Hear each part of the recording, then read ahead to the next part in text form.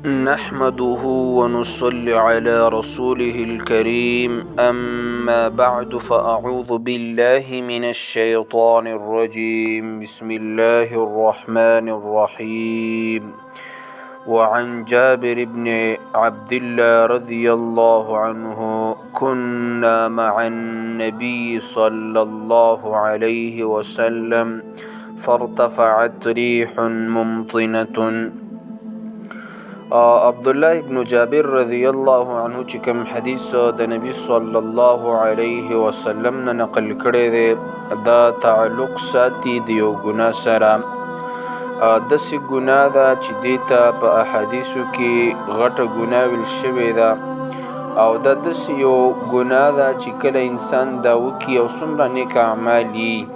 هغه ولا خرابوي او هغه نیک اعمال ولا ختموي. هغه کومه ګناه ده